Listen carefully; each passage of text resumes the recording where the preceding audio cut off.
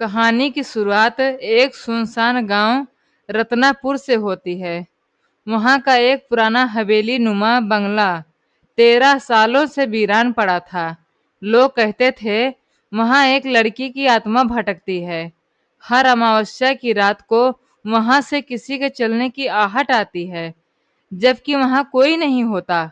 13 साल पहले उसी बंगले में एक 16 साल की लड़की संध्या अपने माता पिता के साथ रहती थी।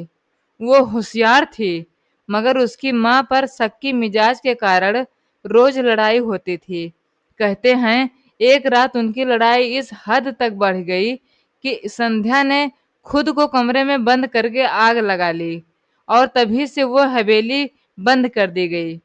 13 साल बाद एक यूट्यूबर कपल आरव और निधि उस बंगले को डॉक्यूमेंट्री के लिए किराए पर लेते हैं। गांव वाले उन्हें मना करते हैं, बेटा वहां मत जाना, वहां अब भी किसी की आहट सुनाई देती है। मगर दोनों हंसकर टाल देते हैं। पहली रात सब ठीक रहता है, मगर जैसे ही अमावस्या की रात आती है, हवेली के बरामदे में तेज चुड़ैल जैसी आहटें, दीवारों पर खुद ब खुद लिखे जाते नाम, कमरे में जली हुई लड़की की परछाई, और अचानक रिकॉर्डिंग में किसी लड़की की आवाज, माँ तुमने मुझे जलाया था, मैं लौट आई हूँ।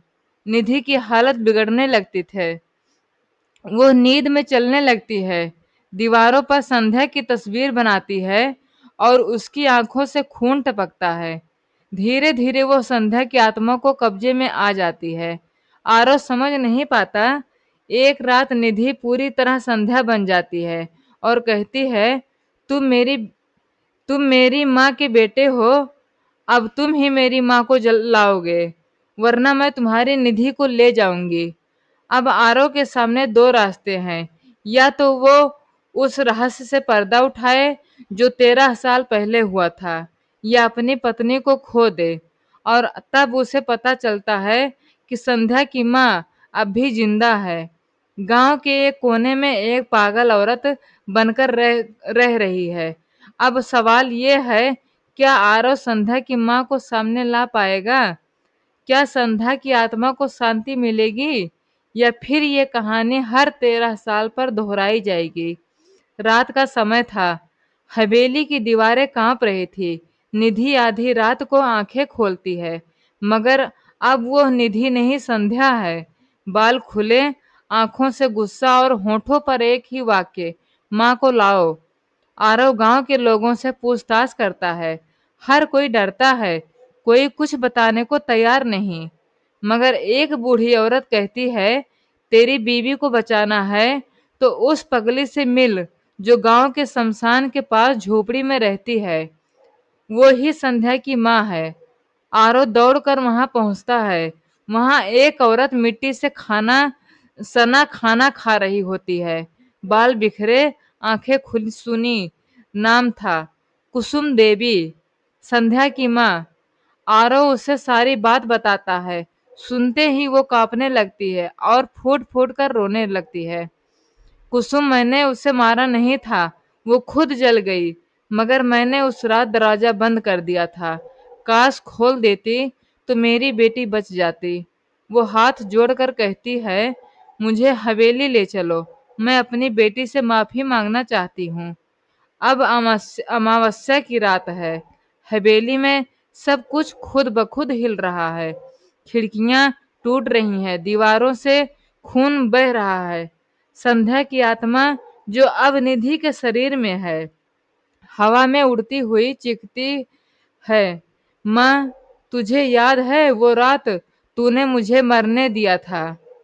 कुसुम देवी फूट फूट कर कहती है, माफ कर दे बेटी, मैं डर गई थी। माँ होते हुए भी इंसानियत हार गई थी।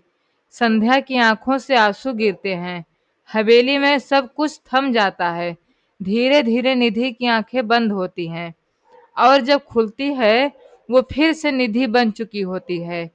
एक आखिरी बार संध्या की परछाई हवेली के कोने में दिखाई देती है, मुस्कुराती हुई, और फिर गायब हो जाती है। आरव और निधि हवेली छोड़ देते हैं। डॉक्यूमेंट्री अधूरी रहती है, मगर एक आत्मा को शांति मिल जाती है। गांव वाले कहते हैं अब हवेली से कोई आहट नहीं आती, मगर कहते हैं ना कुछ कहानियां कभी खत्म नहीं होती। आरव और निधि ने वो डॉक्यूमेंट्री यूट्यूब पर डाल दी। वीडियो वायरल हो गई, लाखों लोगों ने देखी। लेकिन एक लड़की थी जिसने उसे देखकर हवेली पहुंचने की ठान ली। उसका नाम था मेघा, एक पैरानॉर्मल रिसर्च। उसका कहना था जहां आत्मा रही हो वहां उसकी छाया हमेशा रहती है, और अगर कोई उसे फिर से बुलाना चाहे तो वो लौट सकती है। गांव वालों ने फिर चेतावनी दी, बेटी अब शांति मत बिगाड़ो। मगर मेघा नहीं मानी। संध्या की वापसी इस बार मजबूरी नहीं, गुस्सा है। मेघा ने हवेली में एक सीन आत्मा बुलाने की क्रिया की।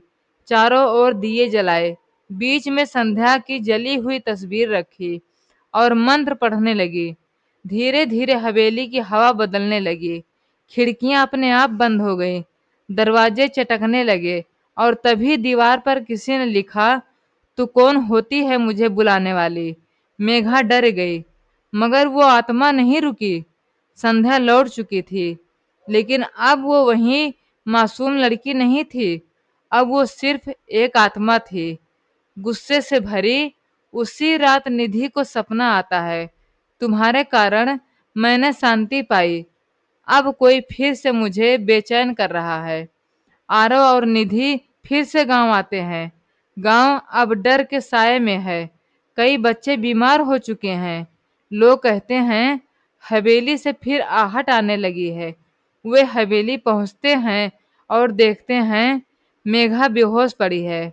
उसके शरीर पर जलने के निशान है और उसकी आंखें खुली है, मगर देख नहीं रही।